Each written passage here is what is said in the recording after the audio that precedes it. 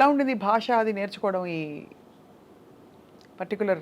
ఇక్కడే ఉన్నాను కదా 30 ఏళ్ళ నుంచి భాష నేర్చుకోవడం తెలుసు అంటే అలా కాదు, బాగా. ఆ యాస రావాలిగా. ఆ యాస కొంచెం డైరెక్టర్ బాగా నేర్పించాడు, డబ్బింగ్లో చెప్పేవాడిని. మ్మ్. సో ఆల్మోస్ట్ కొంత మ్యాచ్ అయ్యింది. పక్కనే ఆయన సుధాకర్ రెడ్డి గారు, బలగం ఆయన. సో ఆయన చాలా న్యాచురల్గా డైలాగ్ చెప్పినట్టు ఉండదు, మాట్లాడతాడు ఆయన.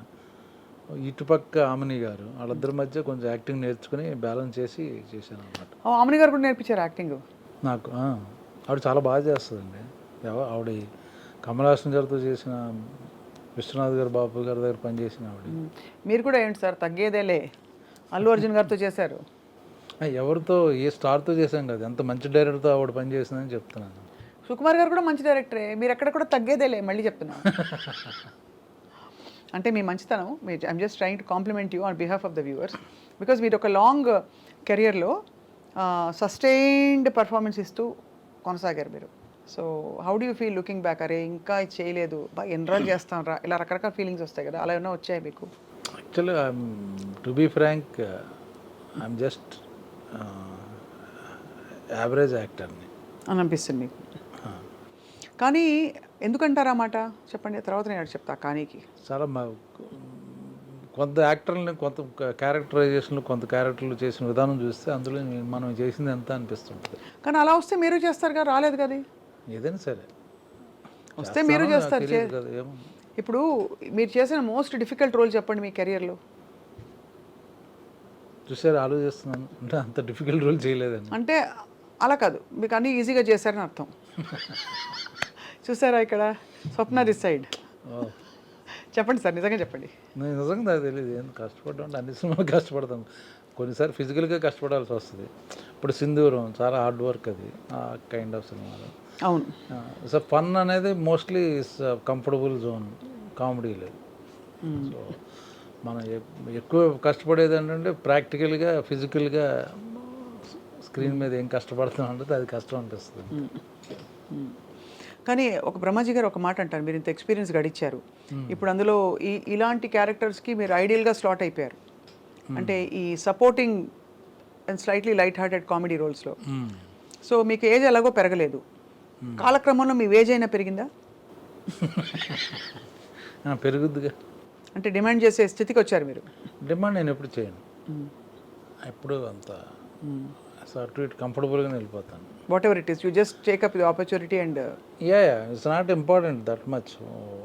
దానివల్ల మేబీ ఒక 10% పెరుగుద్ది తప్పించి, నాకు ఆ సినిమా నచ్చి ఆ మనుషులు నచ్చితే ఐ విల్ డూ, అది ఇంపార్టెంట్ నాకు. అంబియన్స్, ఆ వాతావరణం, వాళ్ళతో పనిచేయడం ఇష్టం అనుకుంటే so no problem.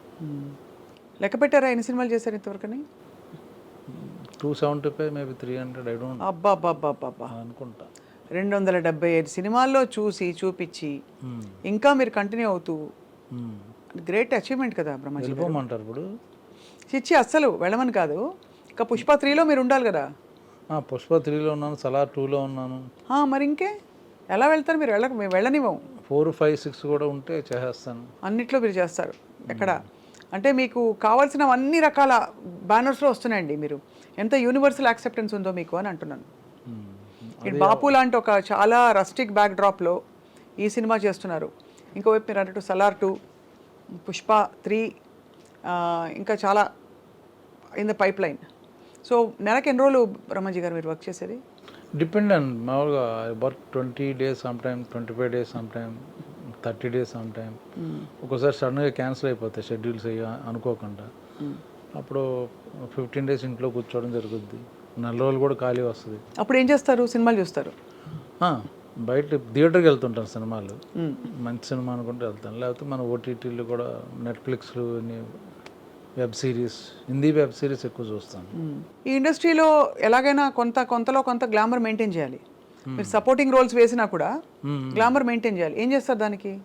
Fitness, exercise చేస్తారా? జిమ్కి వెళ్తారా?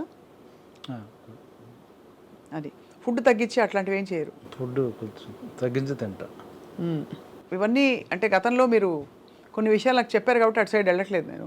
బట్ చాలామంది ఐ డ్రీమ్ ప్రేక్షకులకు కొత్త కాబట్టి మళ్ళీ అడుగుతున్నాను, మీరు తెలుగు భోజనమా బెంగాలీ భోజనమా ఇంట్లో? తెలుగే. పక్కా తెలుగు భోజనం.